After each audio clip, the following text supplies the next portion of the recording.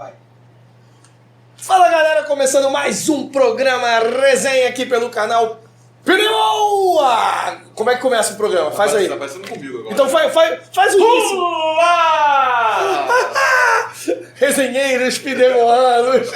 Gente, trouxemos mais uma vez aqui o nosso querido professor Geraldo. Professor Geraldo, lembra quando ele fez 2 capítulos sobre a cultura negra no Brasil?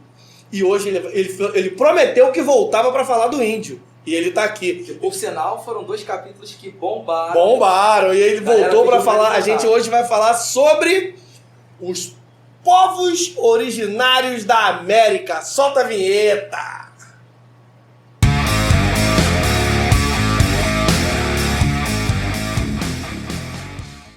É isso aí, pessoal. Então, A pedidos. a pedidos, estamos aqui com o professor Geraldo novamente. E nós vamos falar do índio, né? Porque a gente vai falar dos povos originários da América, que é a mesma coisa, O mas pessoal um já pouquinho... estava aqui nas Américas antes do pessoal vir colonizar. antes deles serem intitulados índios, né? É verdade. Então é isso que a gente vai estar falando hoje e vamos começar aí.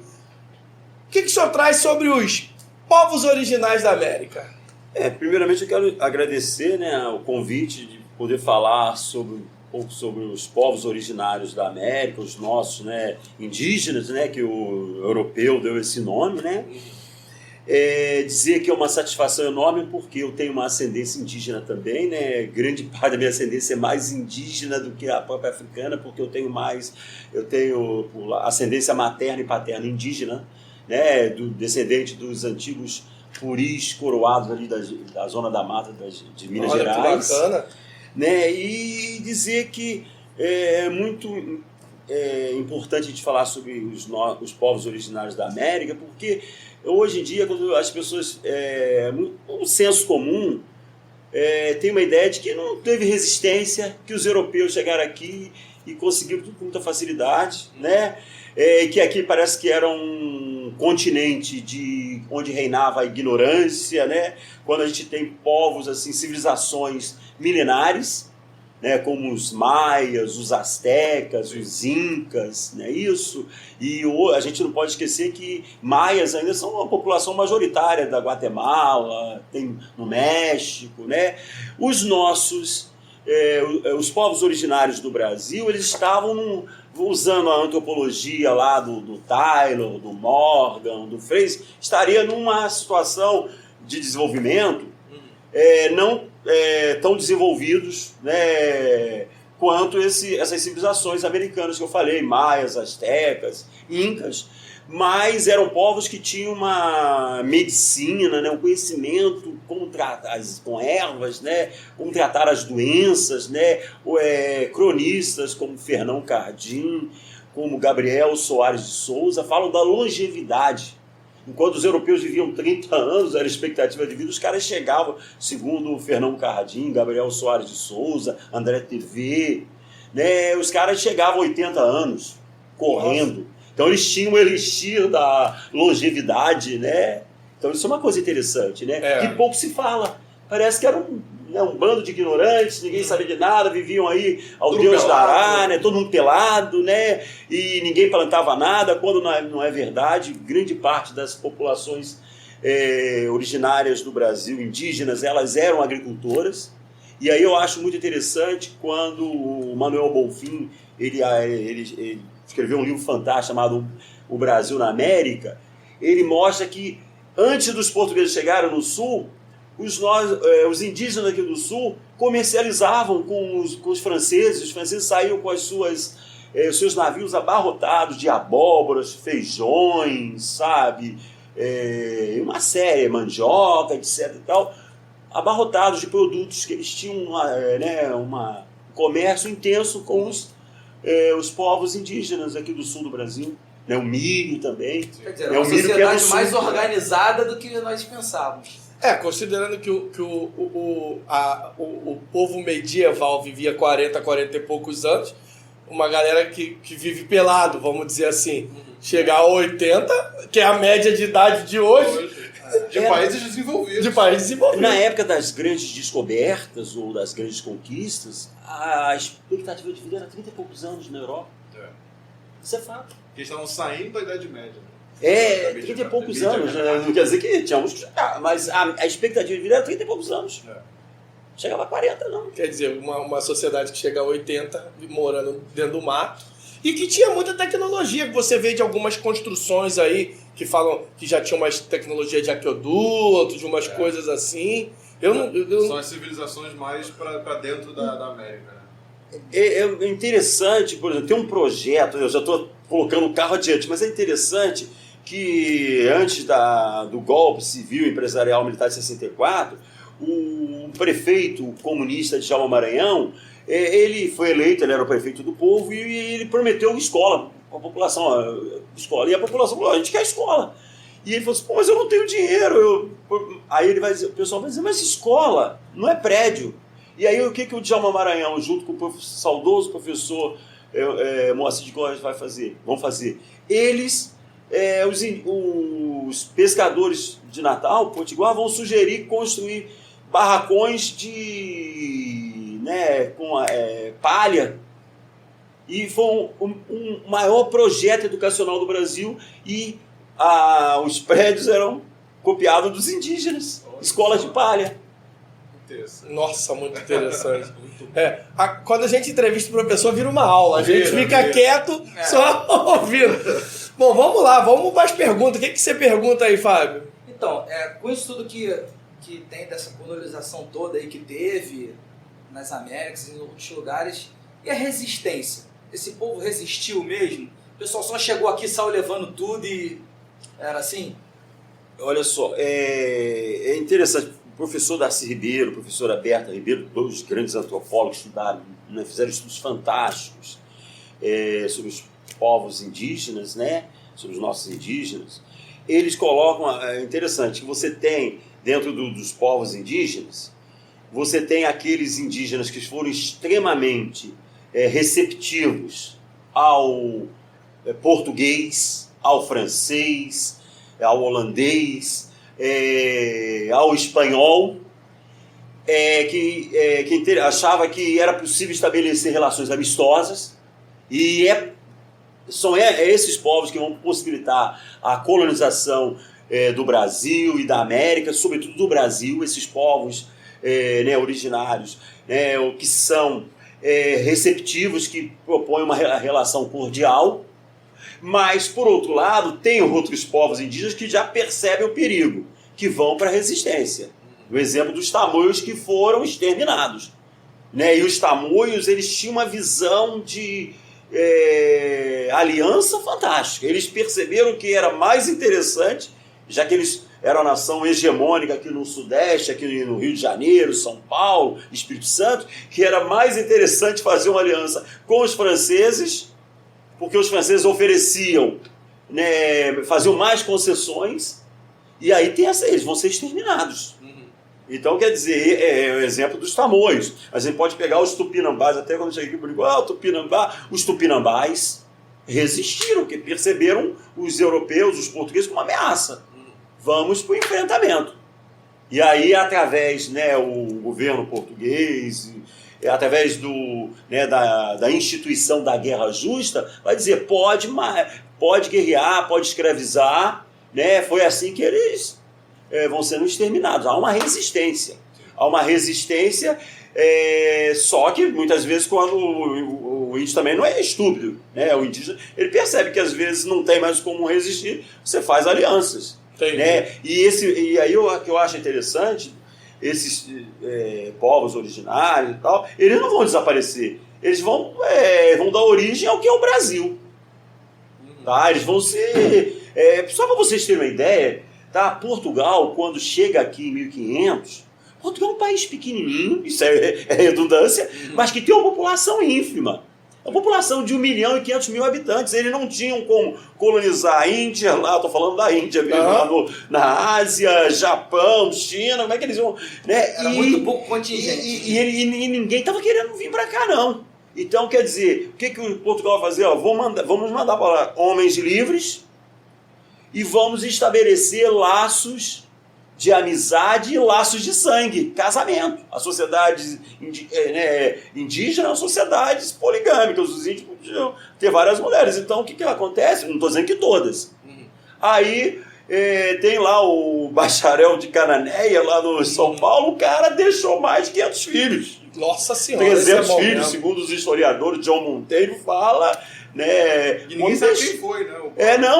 Ele deixou, ele tinha várias mulheres. Ele estabeleceu uma relação interessante com os indígenas e tinha vários filhos, várias mulheres. Foi assim que o europeu, né, o português, conseguiu colonizar aqui. Tá? Para vocês terem uma ideia, em Pernambuco,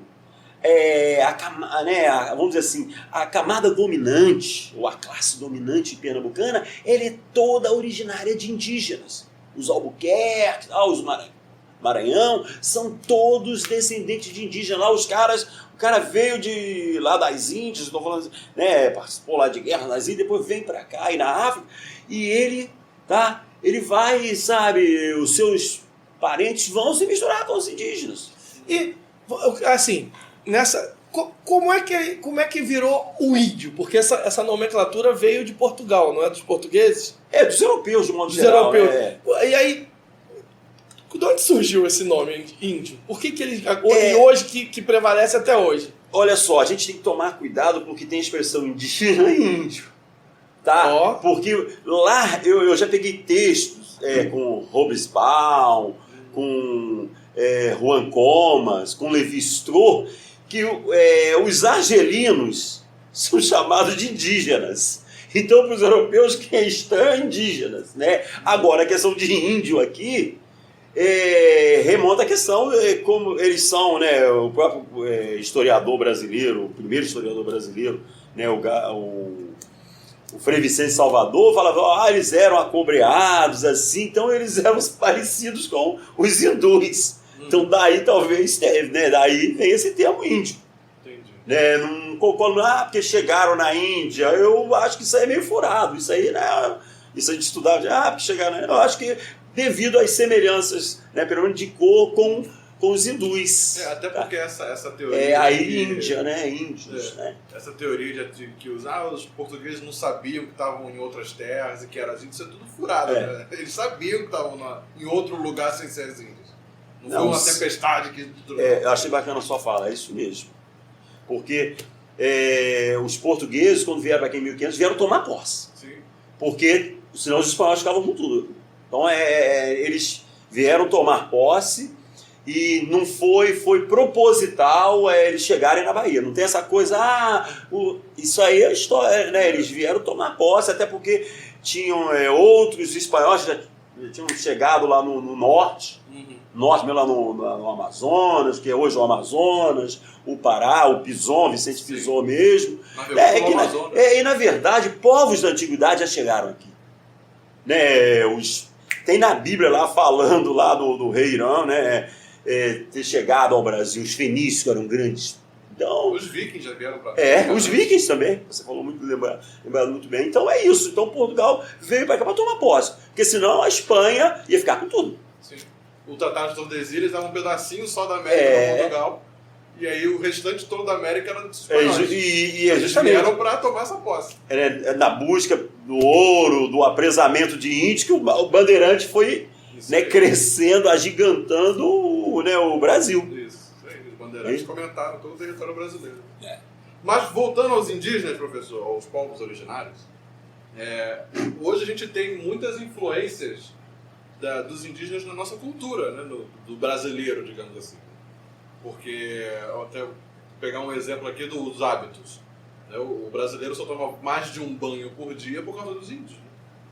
Essa eu não sabia. Eu acho interessante essa sua colocação, porque eu, lendo lá os cronistas, né, porque eu usei no meu livro os cronistas... Mostra o livro, professor, faz propaganda. Então eu trabalhei com muitos cronistas, né, então, outros que eu não citei aqui, ou naturalistas, né, como, por exemplo, o Ferdinand Denis, né, como o Saint-Hilaire, né, Auguste Saint-Hilaire. Eles vão mostrar assim que, na verdade, a importância, né, dessa cultura indígena, né? O influxo, né? Quando eu falo influxo, eu vou usar uma linguagem mais simples, a influência. Tá? Eu acho interessante, por exemplo, Espírito Santo. Você tem no século XIX mulheres extremamente extrovertidas e que são protagonistas. Isso é uma herança indígena na cultura capixaba. Olha. E quem fala isso é um francês chamado Hercules Florence, que escreveu um livro interessante contando a navegação até do Tietê até o norte. Ele coloca isso, e o Saint-Hilaire, o Guy Saint-Hilaire mostrando que as mulheres, isso século XIX, eu estou falando de Saint-Hilaire, não estou falando do século XVIII, XVII, XVI, não. Saint-Hilaire escreveu, um grande defensor dos nossos indígenas, esse naturalista francês, fantástico. Ele mostra que as mulheres, ele faz uma comparação das mulheres capixabas com as mulheres paulistas, com as mulheres fluminenses, com as mulheres mineiras. Vai mostrar que as mulheres que chamam para si o protagonismo, são extrovertidas, elas, só para vocês terem ideia, no século XIX, a mulher no Rio de Janeiro, em São Paulo, era muito comum, elas só ficariam na sala de visitas se o marido autorizasse. No Espírito Santo é diferente, as mulheres ficam. Legal. Então, isso é uma herança indígena. E você falou sobre a questão da alimentação, depois a gente volta à questão da cultura, mas eu achei interessante a questão do banho. O europeu não tinha muito hábito do banho, porque era um lugar frio pra caramba. Então você. Com pouca água. Então você. Agora aqui, e o interessante, quem fala isso é um pastor. Um pastor calvinista, o Jean de Lery. Ele fala com relação ao banho, que o europeu achava, não, o pessoal que veio com ele para... primeiro o Jean de Lery fica aqui no Rio de Janeiro, né, tenta formar a França Antártica aqui, depois não dá certo, vai lá para o Maranhão, a França equinocial, aquela coisa toda. O Jean de Lery, ele fala sobre isso, né, que o europeu, que havia assim, um certo... Esses caras vão ficar doentes, que tomam banho, se atiram, as crianças pequenininhas já estão na água, né? Uhum. E então, essa questão é um hábito do brasileiro. Eu lembro de uma amiga que foi fazer um intercâmbio na Inglaterra, aí a dona lá de uma casa lá em Inglaterra falou, a pior coisa que tem é alugar casa para brasileiro. O brasileiro toma banho toda hora. Isso aí, então, é herança dos nossos indígenas, né? Porque o europeu... E hoje, né, eu acho bacana, né? A gente está numa pandemia aí, não bacana estar numa pandemia, mas é bacana a gente falar que os europeus achavam que o banho era insalubre. Hoje a ciência, a medicina mostra que pelo contrário. O banho é saudável tomar banho, né? Isso é uma contribuição, um contributo indígena, né? E na alimentação, pessoal? Comida, eu ia perguntar. Na alimentação, e tem um médico, sociólogo, antropólogo, que é o objeto do meu mestrado e o objeto do meu doutorado, Manuel Bonfim. Ele tem uma discussão muito interessante com outro grande catedrático da Faculdade de Medicina da Bahia, o Nina Rodrigues. O Nina Rodrigues sentando o pau na farinha, dizendo que aquilo é um atraso, e o Manuel Bonfim defendendo a farinha. A farinha é um alimento nacional, herança indígena. Sim. Os americanos, até eu sigo um americano, ele achava no começo que era areia. O pessoal pegava areia, temperava com alguma coisa. Nossa Senhora!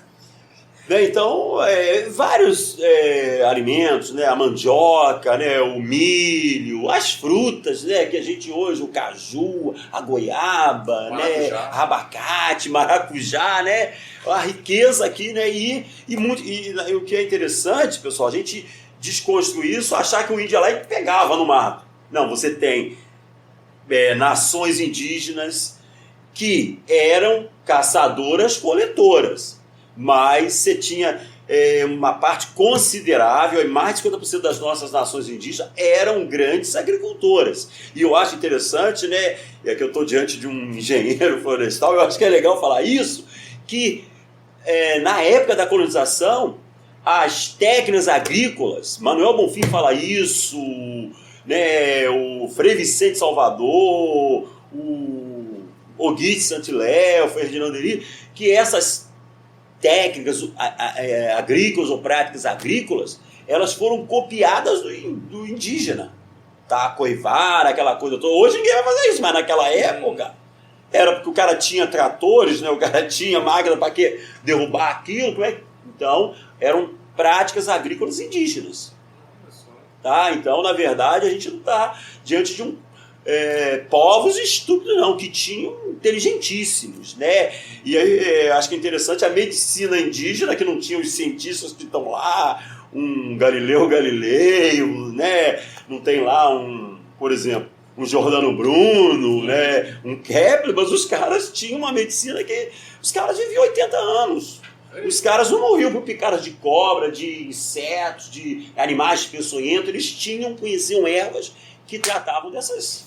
E hoje, a engenharia florestal fala muito de sistemas agroflorestais, que é o retorno para essa cultura, né, que você combina os frutas, legumes com a floresta, que era mais ou menos não, era assim que era feito, né? Eles cultivavam dentro da floresta. Na verdade, eles estão andando, nesse sentido, eles estão andando lá para trás. Eles estão querendo reflorestar tudo de novo e conseguir unir as duas coisas. Porque a gente está destruindo tudo, né? E se lá atrás deu certo, por que não pode dar novamente, entendeu? E você destruir tudo para plantar, não era o que eles faziam.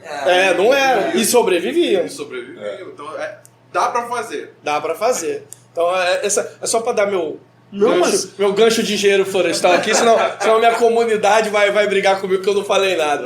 Tenho que fazer uma menção aqui, que nós falhamos talvez nesse programa. Temos agora um historiador no canal, está atrás das câmeras, Eric Severino, é da região aqui também. E tem alguma pergunta aí, Eric? Mesmo atrás das câmeras, alguma coisa para falar? Tô só...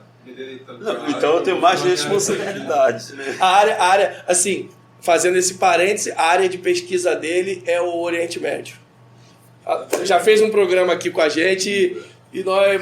Que eu tenho, assim, muita curiosidade, né? Porque eu sou apaixonado por alguns povos lá do Oriente Médio, né? Para mim, um povo, assim, milenar, que são os persas, né? Acho que a única que eu fico triste lá, você que é historiador que estuda o Oriente Médio, foi os persas ter, vamos dizer assim, absorvido lá, adotado o islamismo, porque a religião persa antiga era mó barato, era extremamente tolerante, né?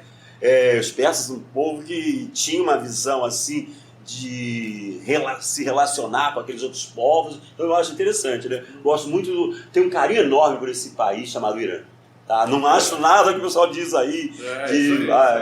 A tua área é essa mesmo? Não, porque eu falei meio assim. Porque eu estudo mais a parte contemporânea. Mas a gente passa pela história antiga. Ele está falando dos primórdios dos primórdios. Ah, pode crer. Mas voltando para os índios. Fechando esse gancho aí. Fechando os parênteses e vamos lá. Pegando esse gancho do reflorestamento e tal, a gente vê hoje que o Brasil, não hoje, né, mas o Brasil já tem alguns anos, uma política de extermínio dos povos originários. E o desmatamento da casa dos índios, que é a floresta. E como eles resistem hoje, professor? Eu estou muito preocupado com isso, tá? Eu acabei na minha especialização no FRJ conhecendo o Manuel Bonfim, que foi assim, um dos nossos historiadores, sociólogos, foi o que defendeu uma tese original, né? Tese que ele defende que nos 2 primeiros séculos do Brasil, o Brasil só foi possível graças aos indígenas. Ele fala do protagonismo do indígena, da formação da nacionalidade brasileira. Então eu acabei, e como eu disse, da minha ascendência indígena, Puri Coroado, lá da Zona da Mata de Minas Gerais, né? Eu estou muito preocupado com isso, porque eu estou vendo hoje que a coisa está muito desigual. Né? Os caras com metralhadoras, né, esses garimpeiros com apoio até de certos governantes, deputados federais, senadores. A gente fica muito preocupado que os indígenas, né, os nossos indígenas estão muito organizados e aí os caras vão lá e vão por uma questão mesmo de confronto, extermínio. Né, aqui tem ouro, a gente tem que tirar esse ouro, então a gente mata os caras. Se a gente matou lá no passado, a gente não vai matar hoje, né? Então eu acho que estou muito preocupado com isso e não é nada, não é partidarizando nada, mas a gente percebe que na história do Brasil, enquanto estudioso dos povos indígenas, né, os povos originários da América, Eu acho que o Brasil se encontra num momento muito difícil, que a gente tem um governo que menos se preocupa com isso. Nossa... Esse aí matar, isso aí a gente pode voltar lá na Primeira República, tá? Governos que permitiam que os alemães exterminassem lá os Schocklengs, né? E hoje exterminar mesmo. Então eu acho que esse governo tá nem aí. Vista grossa. Vista grossa mesmo no sentido de deixa o circo pegar fogo. Então a sorte é que ainda existe uma opinião pública internacional e nacional, mas sobretudo internacional, que se bobear dá ruim para ele lá depois, tribunal lá internacional de Haia, né? Aí a coisa vai chegar lá. E se chegar, a gente lembra do Milosevic, né, Slobodan Milosevic, que foi preso, cara, né? Então o genocídio indígena é uma coisa que pode dar tribunal de Haia, e aí depois você sai do governo, cara, você não vai para lugar nenhum, né? Nossa população indígena está em torno de quantos hoje? Olha, cresce, por que pareça, ela vinha crescendo, né? Ela está mais de 1 milhão, teve uma época, final da ditadura, tal, ela chegou a estar em 300, 400 mil. Nossa! Hoje ela está em mais de 1 milhão, agora voltou a decrescer em alguns lugares, porque esse extermínio, né? Os caras vão lá e matam mesmo, né? Essas reservas indígenas, né, são muito importantes para proteger essa cultura mesmo deles, né? Eu acho que é uma discussão que a gente nem deveria tocar aqui hoje, porque polêmica, os antropólogos têm Concordo com isso. Uns são favoráveis, outros não, mas de qualquer maneira, questão de sobrevivência. Sim. Da mesma forma que foram os aldeamentos, né? Se você não protege o cara lá, a grande questão, meu amigo geógrafo, é que a reserva não garante o cara hoje. Não. Porque os garimpeiros, eles vão lá, eles entram lá e matam mesmo. São os caras, são matadores. Você viu o exemplo agora lá esses caras são poderosíssimos. Você vê lá no Haiti, foram lá, mataram o presidente. Esse tipo de gente, matador profissional. Os caras não... Recentemente aquele que fugiu por Goiás, como é que é o nome dele? Tá esquecendo Lázaro. O Lázaro também. O Lázaro, mas não vamos discutir isso aqui, porque se a gente quiser, pode fazer o Lázaro, cara, ele era matador de aluguel lá. Sim. Quando deu ruim, aí botaram o cara como isso, mas ele fazia serviço sujo lá para aqueles fazendeiros daquela região lá. Sim. Aí é um querendo tomar a terra do outro, você vai lá, mata. Então ele agia, né, ele estava, seria uma espécie de... Vamos lá, o Lampião também fazia serviço lá, defendendo o fazendeiro contra outro, tal, essa coisa toda. Então esse Lázaro, ele era matador de aluguel. Aí pintaram como, sabe, um serial killer, não sei o quê, matador, mas o cara era matador de aluguel. O cara estava lá a serviço de fazendeiros, a serviço de gente poderosa. É porque esse ponto aí das reservas indígenas, acho que a gente, assim, tem vários pontos de vista diferentes em relação a isso, porque a gente não pode romantizar as coisas também, porque assim, o índio também é corrompível e tem índios que fazem lideranças lá dentro que estão vendendo parte das terras. Tem índio que anda de celular e... Esse é que é o problema. Mas eu acho que isso aí é uma minoria, se a gente pegar é uma exceção, tá? Porque ainda, eu vou só dar um exemplo para você, vou pegar um historiador inglês, gosto muito, e aí meu colega historiador, Henry Coster. Ele tem um livro fantástico sobre os indígenas. Esse morreu jovem, não morreu nem com 30 anos, tá? Ele era filho de português, nasceu em Liverpool, tá? Os pais portugueses, ele nasceu em Liverpool, depois ele volta para Portugal e aí ele contraiu, não sei se esse é o termo, mas tuberculose. E aí o pai, né, rico, comprou uma fazenda para ele em Pernambuco, para ele se tratar da tuberculose, tá? O Henry Coster tem uma história muito interessante. Ele tinha lá, e aí um bispo amigo dele contando a história, chegaram 2 índios querendo um trabalho lá numa diocese lá, e o bispo falou, vocês podem trabalhar comigo. E os caras trabalharam durante algum tempo, mais de ano. Só que os índios falaram, agora a gente vai embora, a gente não quer ficar mais. E aí o bispo, não sei o que. Aí eles estavam numa pescaria e o bispo falou, você vai lá pegar isso para mim e traz aqui. Sabe o que o índio fez? O índio foi, pegou as suas coisas, tinha prataria, tinha coisas de valor. O índio pegou só as suas coisas e foi embora, não mexeu em nada. Então, não é isso... Tudo, né, aquela coisa, ninguém é incorruptível, mas grande parte tem uma consciência social, uma consciência de que tem que dividir. A grande maioria ainda está assim. Eu acho que é uma minoria. Tá? E a gente, eu sou sociólogo também, né? E aí é o seguinte, sou historiador e sociólogo, tem muita essa questão deles de pensar no coletivo, isso faz parte da cultura indígena.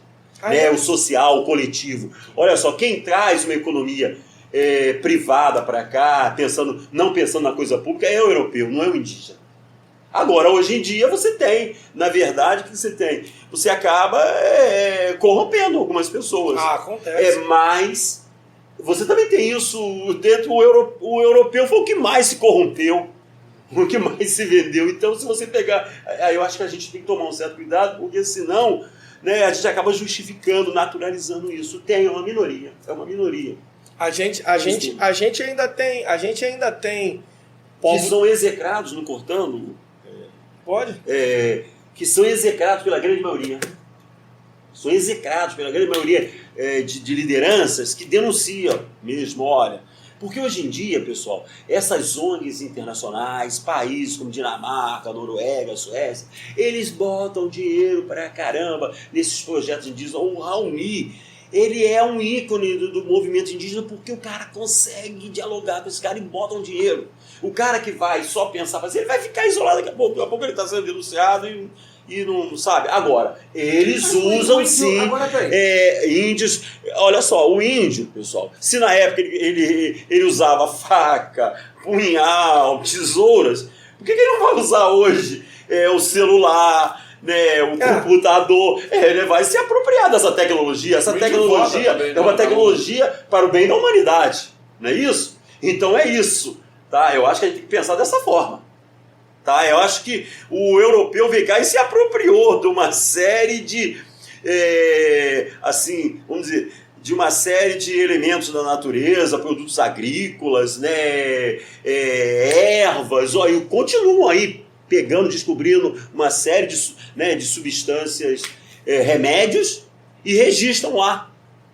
Né? Agora eu estava vendo aí uma questão do remédio do coração, acho que é eu não sei o que tal, que foi descoberto a partir de um animal do Amazonas, né? uma cobra. É isso?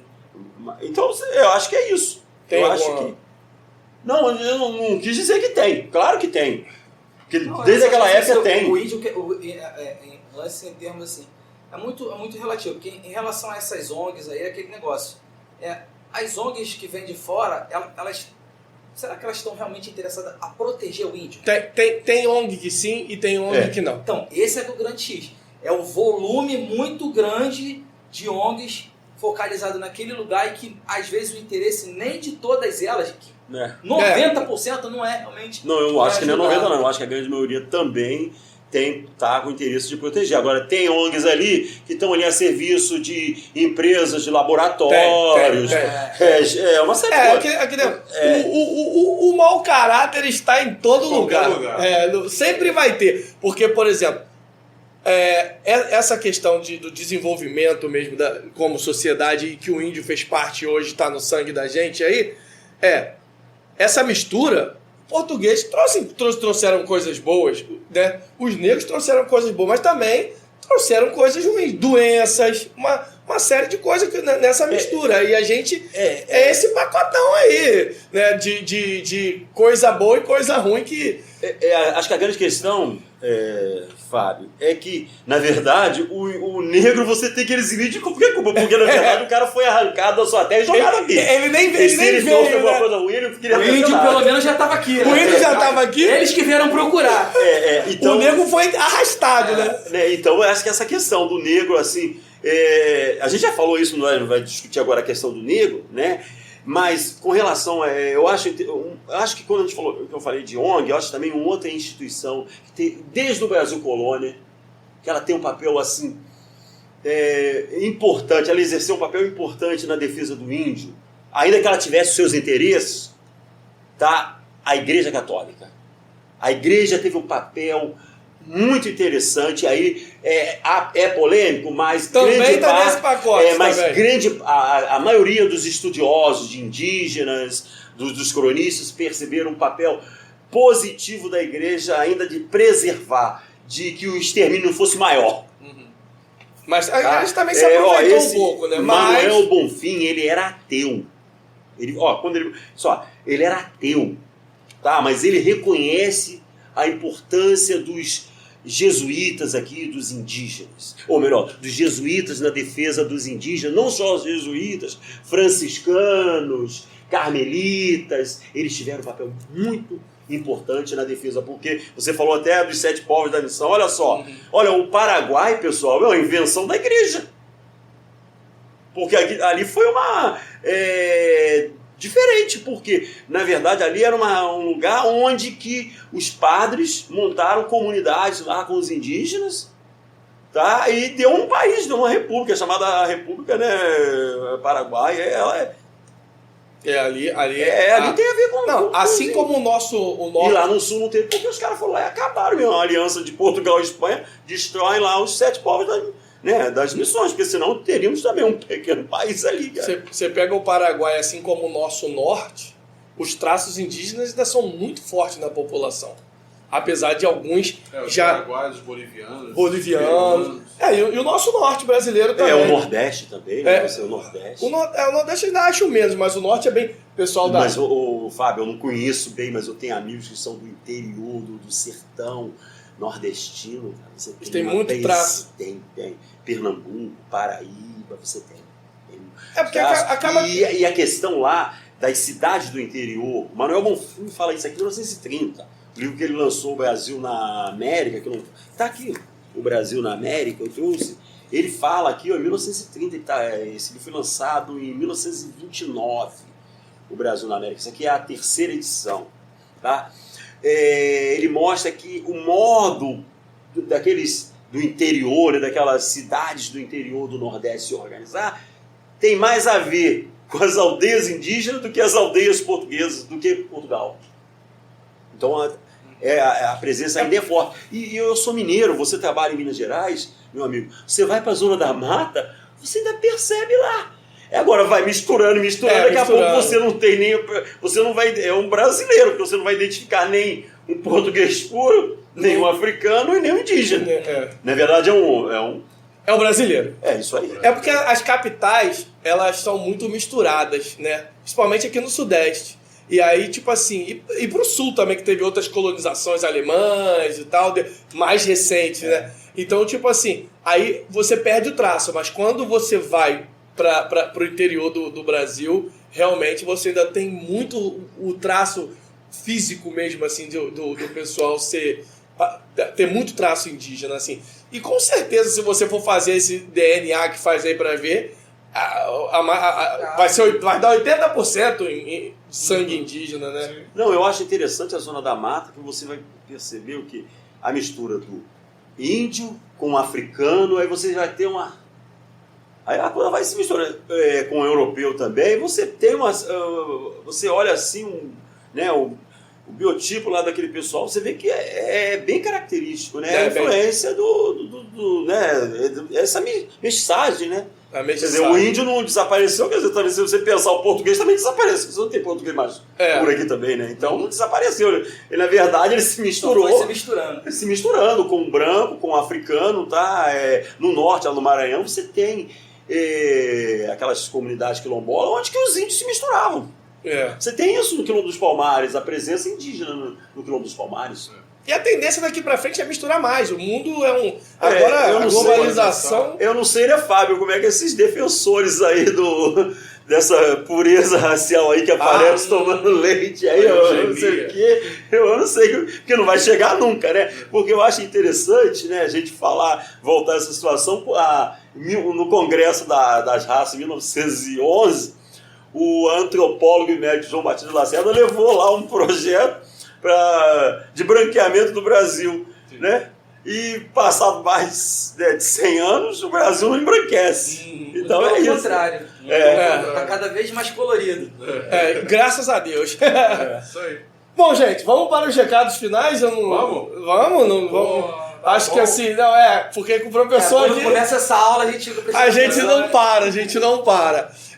Bom, primeiramente aqueles recados, Fábio. Segue as redes. Segue as redes sociais da gente, Instagram, estamos fazendo uns negócios legais lá agora, estamos dando um up. As inscrições do professor vão estar aqui nas descrições embaixo, todos os contatos dele também, se vocês quiserem. Do livro, poder Do comprar. livro também. Vamos Livro deixar depois a gente pra vocês. bota... Editor, capinha do livro, hein? E segue a gente lá no canal, curte, compartilha, comenta lá, dê sua opinião, vê se faltou alguma coisa a gente mencionar aqui que vocês gostariam de saber, de repente pra gente fazer um próximo programa. Vamos voltar, vamos falar mais. Eu queria só... Não, agora Agora vamos às considerações. Agora vamos às considerações finais do nosso professor Geraldo. Agora é sua hora de dar o recado final. Eu queria dizer uma coisa, que tem algumas pessoas que são bem ufanistas, o Brasil é um dos países que mais, tipo assim, preservou o índio, essa coisa toda. Isso não é bem verdade, que a gente tem países americanos que tem muito mais índio que o Brasil, tá? O próprio México, tá? O Equador, o Peru, na verdade, são países majoritariamente É isso que eu falo. indígenas. O Peru é um país indígena. O Equador, né? E você vê no Equador, os caras têm 3 línguas oficiais e 2 são indígenas. O Paraguai tem 2 línguas oficiais, uma é o Guarani. Tem 33. Hã? A Bolívia tem 33. Então, aí a Bolívia, então, né, é uma república lá indígena, né? Então, na verdade, eu acho que isso, né, eu acho que é importante falar sobre isso. E, pessoal, eu acho que a gente não esquecer mesmo, né, da contribuição, né, do indígena para a formação da nacionalidade brasileira, né? Tem muitos alimentos, nossos hábitos, né? Eu acho que a gente pode, num outro momento, falar um pouco mais sobre hábitos, sabe? Porque em lugares, e como eu falei, eu acho que quero fechar com essa fala do Saint-Hilaire, do Guy Saint-Hilaire. O protagonismo, né, da mulher capixaba no século XIX. Eu estou conversando com uma aluna minha de ensino médio, ela falando que lá ela é capixaba, e ela disse que lá no Espírito Santo ainda, quem faz churrasco são as mulheres. Ó, Caramba. Olha só o influxo, olha a influência da mulher indígena na cultura capixaba. Ela falou, professor, temos que ir mais ao Espírito lá é Santo. diferente, lá no Espírito Santo, na região dela. Quem faz o churrasco é a mulher. Olha. Viu? Você vai ficar sentado lá tomando cervejinha e só... E a mulher também vai estar bebendo com você, tá? Traz aí a cerveja, cara. Olha só, eu tô fazendo churrasco, você traz a cerveja. Se prepara que Você traz o suco, né? o homem lá vai ter que lavar a louça. A mulher, tá fazendo churrasco. Mas faz parte, é isso aí. Eu acho que eu queria colocar essa curiosidade que mostra, né, que os estados brasileiros, onde que a presença, porque o Espírito Santo por que eu estou falando isso? O Espírito Santo foi largado lá, aquilo lá era uma espécie de cinturão, você que é engenheiro, para garantir lá a extração do ouro de Minas Gerais. Então você faz um cinturão ali, uma espécie de muralha natural, e aí deixaram o Espírito Santo lá, né, isolado, e aí você tem essa influência indígena lá só já no século XIX, meados, você vai começar, né, a desenvolver o Espírito Santo, né? Ó, que bacana. Bom, gente, Vamos nessa? como diria Baby Consuelo, todo dia é dia de índio. Encerra, Gabriel. Posso encerrar? Pode encerrar. Obrigado. Não esquece também de seguir a gente no Twitter. Nós temos lá um Twitter agora. Novidade. Nosso Twitter tá lá. É Pidemoa1. Porque algum sacana roubou o Pidemoa da gente. Então é Pidemoa1. @ Pidemoa1 lá no Twitter. A gente tá lá sempre debatendo com vocês. É muito bom. Mas o quê? Esse é o nosso último programa resenha do ano. A gente vai ter uns resenhas, mas serão resenhas especiais, De resenhas férias. resenhas de Resenha de férias. férias. Esse a gente deixou para fazer com o professor Geraldo, porque foi um dos resenhas mais aclamados. Foram os 2 resenhas É. mais aclamados. Foram da participação do professor Geraldo, então a gente quer esse último resenha de debate, de coisa séria mesmo.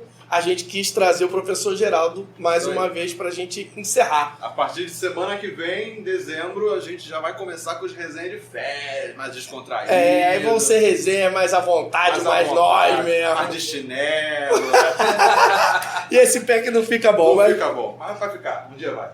Então, é isso, galera. Espero que vocês tenham gostado pra caramba, como a gente gostou. Seu professor Geraldo aqui é sempre uma aula. uma aula, verdade. É o programa que eu fico mais quieto. É verdade.